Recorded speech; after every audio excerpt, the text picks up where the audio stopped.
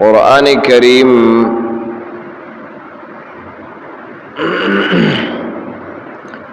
بیان د دې خبرې شروع کړو چې الله رب العزت دا خبر وکړه ایمان والو ته چې تاسو د الله او د الله د رسول سره او په خپل امانتونو کې خیانت مکوئ.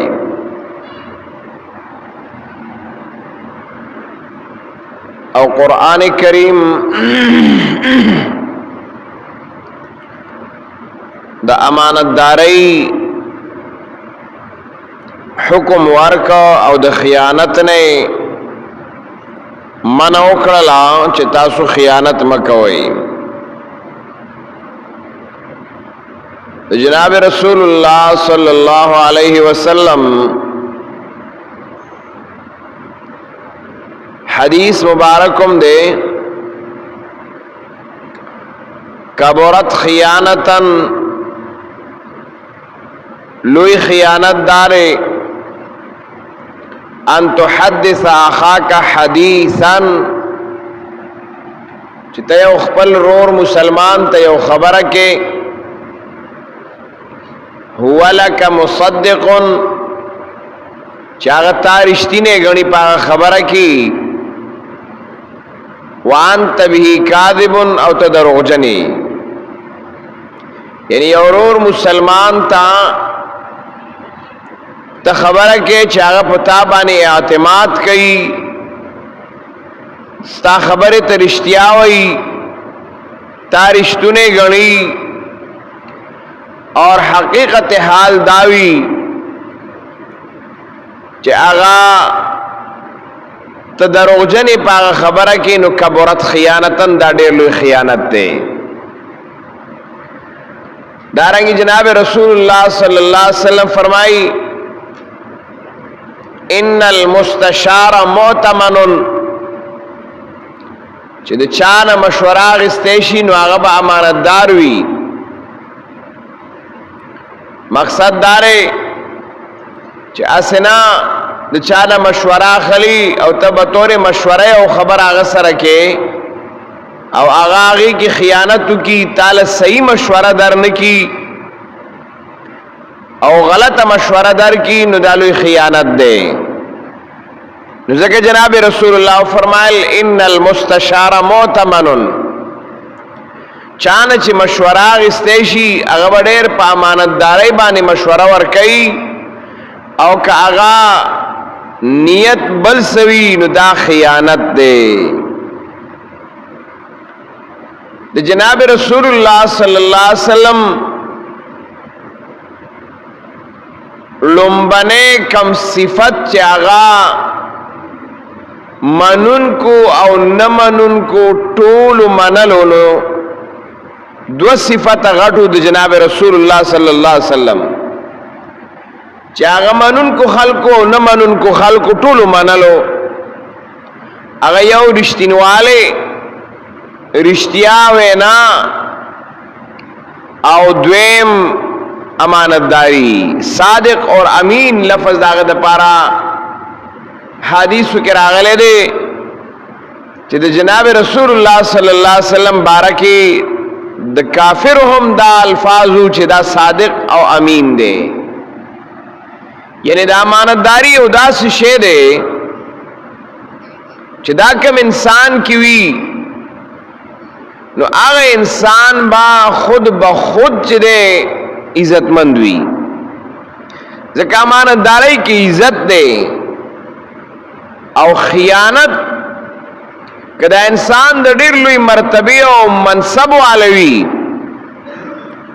ډېر لوی د عزت او د شرافت والوي، ډېر لوی د کمال،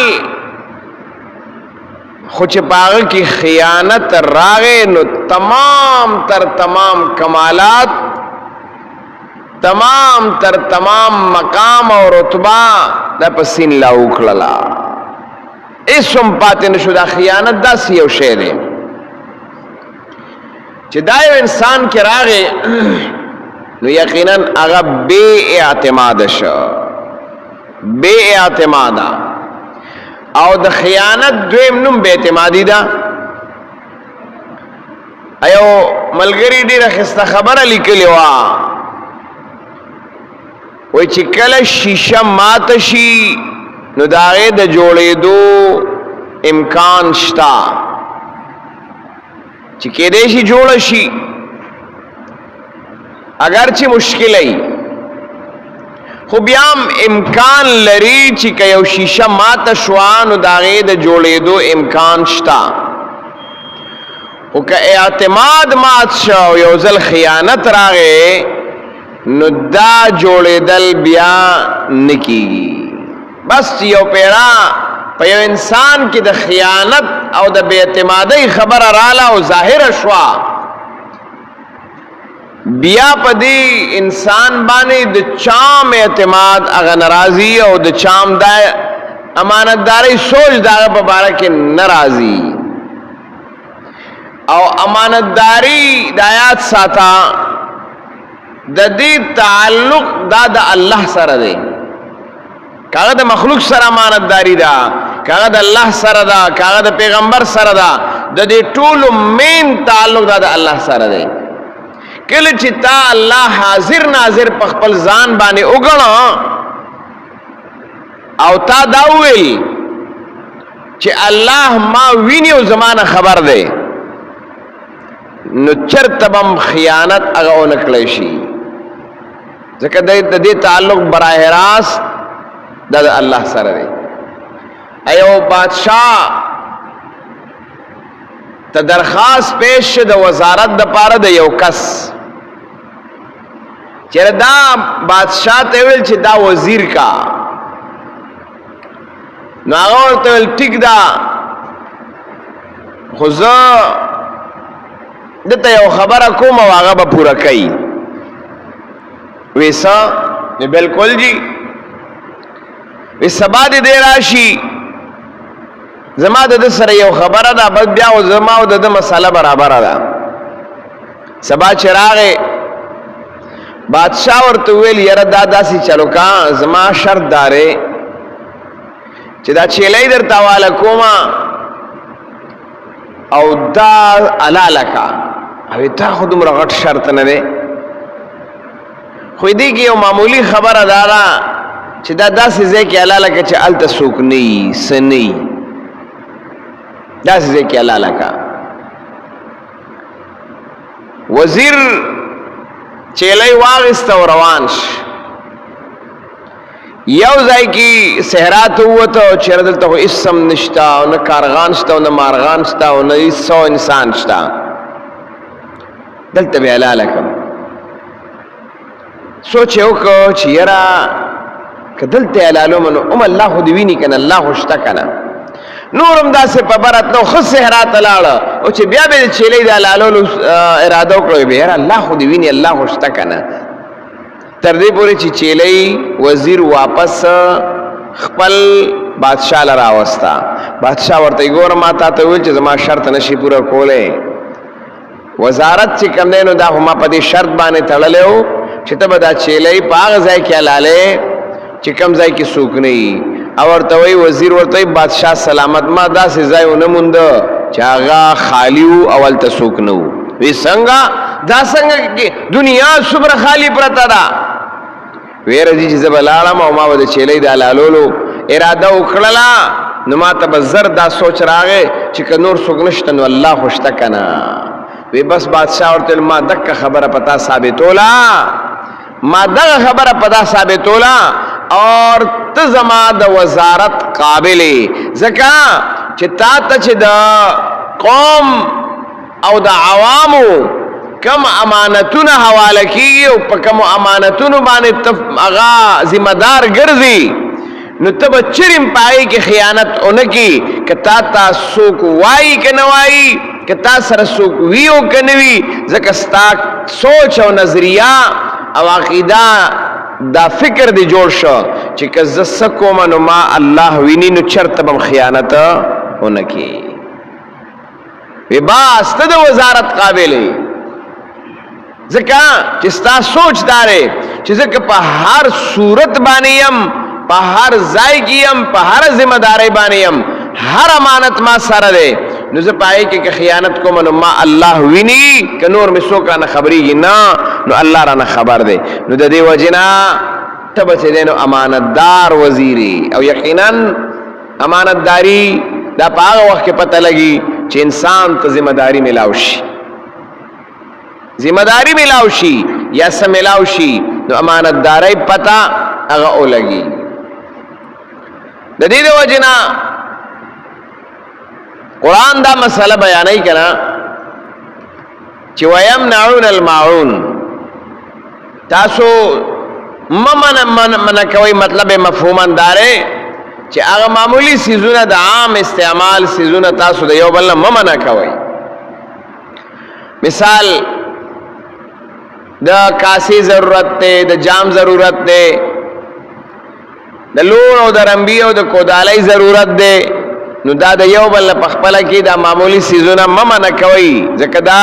د ضرورت ژوندۍ سيزونه دي خو دومره پورې دا چې تعالی د چا څه شی ملاو شو نو پای کې خیانت مکوا خیانت مکوا مقصد داله چې خیانت داله ته په لوی سشي کې کېنو دي ته خیانت ویلې شي لوی منصب باندې با فائز کې نو پای کې به خیانت ته خیانت ویلې شي نا کتا سر معمولی خبرم دا معمولی منصبم دے معمولی رتبه او مقام والے د خیانت نزان ساتي چې دینو دا طریقہ کار نه اختیارې زکه دا د مسلمان انټي صفت دے یو ناکار صفت دے چې یو انسان کې دارا شي بلکې دا د منافق هغه خو او عادت حدیث خودلې ده ندی د وجه قرآن دا مسله دومره په زور سره بیان کړه چې ګوره لا تخونوا الله او الرسول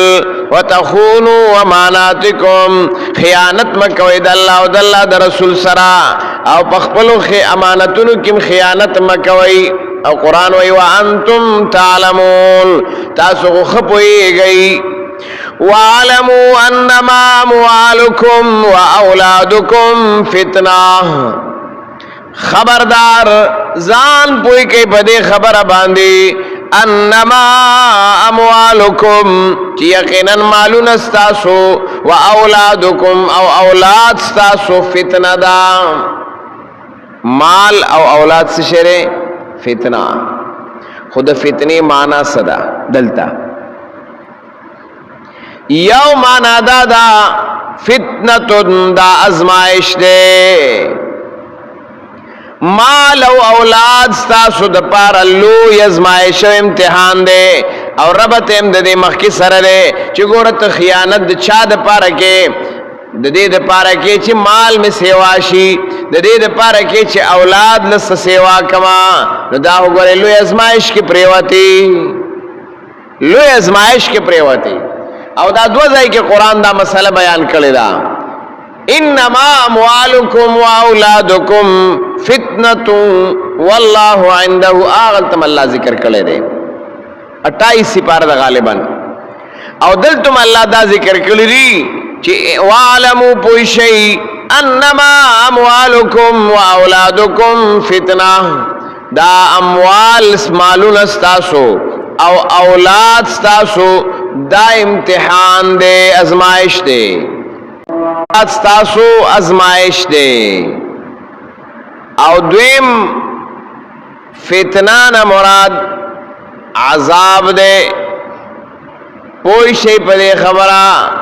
چی مالون استاسو او اولاد استاسو فتنتن دا سبب عذاب دے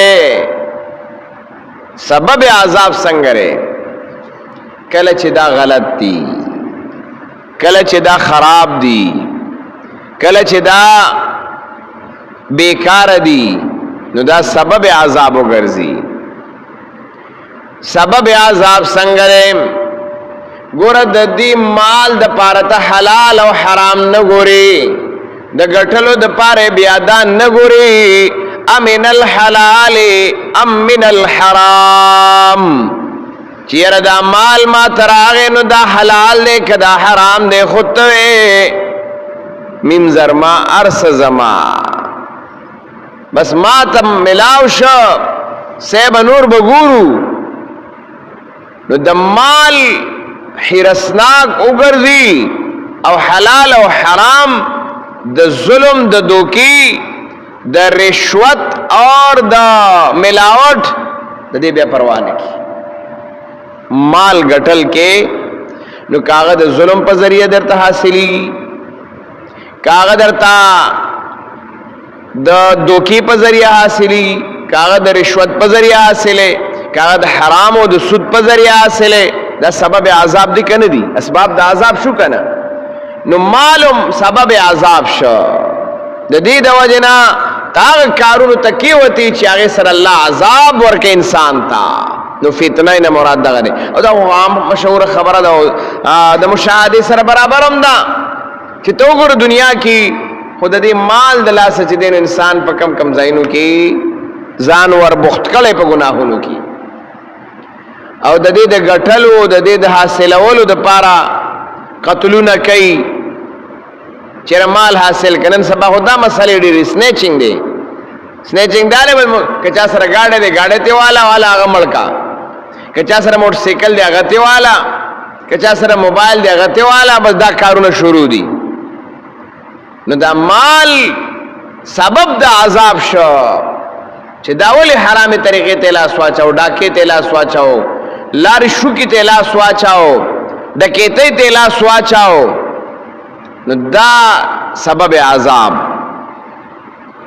حرام ته لاس واچاو سود ته لاس واچاو نو د مال د حاصلولو چې کومه طریقې لري کاغه ناجایز دي هغه هم کوي نو دا اموال فتنه شو ٹھیک دا اس اولاد څنګه فتنه نو اولادم سبب عذاب هغه وګرځي او دایره لپاره مختلف